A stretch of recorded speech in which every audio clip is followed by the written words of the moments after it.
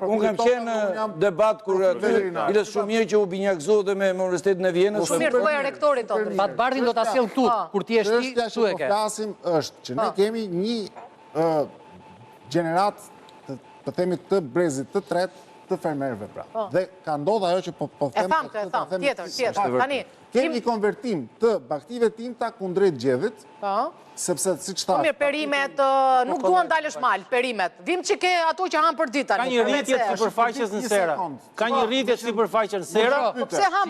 Ka një rritje të sipërfaqes në sera, por pjesa më e madhe e produktit në sera është për eksport.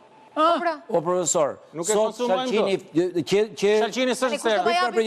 Jo, ka dhe në sera dhe... Kush ja ka hequr këtë drejtë? Enrico, pyetja është, Ndriçip lutem, pyetja është, kush ja ka hequr shqiptarit të drejtë shekullore? Që ka nga Zoti, more.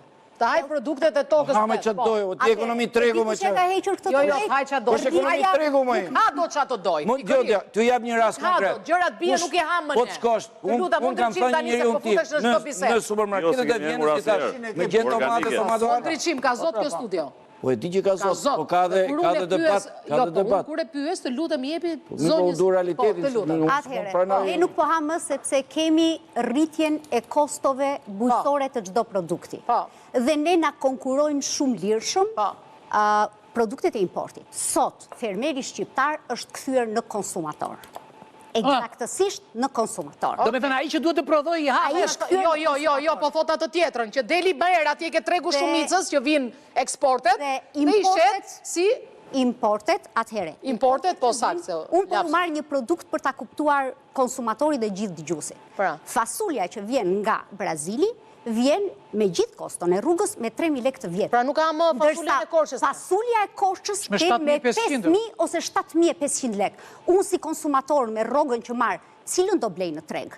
Kështu që fshatari, duke pasur parasysh edhe mekanizmat e qeverisë, të cilat nuk janë në gjendje të kontrollojnë çmimet e fermerëve, sepse ai fermeri që punon që e një zotëria, e shet me 200 lekë të vjetra domaten. Këtu në Tiranë vjen me 2.000. Sepse shteti... Absolutisht është realitet.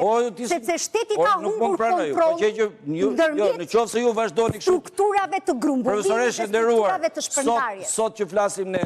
Sot që flasim ne, si domatja, si speci, edhe në Korçë, me gjëtim më the, je nga Fieri, edhe në Korçë, ku do që të shkosh, len Fierier, që ata gjdo natë, për shemull sot një kile domate nuk është 200 lekë sa tuti, sepse filloj me 2.000, kjo është ekonomi tregu. Qa konsumohet në Korçë, ka mundësi qa konsumohet? Të gjitha lojt, edhe domate konsumohet. Prodhim vendi? Prodhim vendi, më qa. E ke shumë gabim.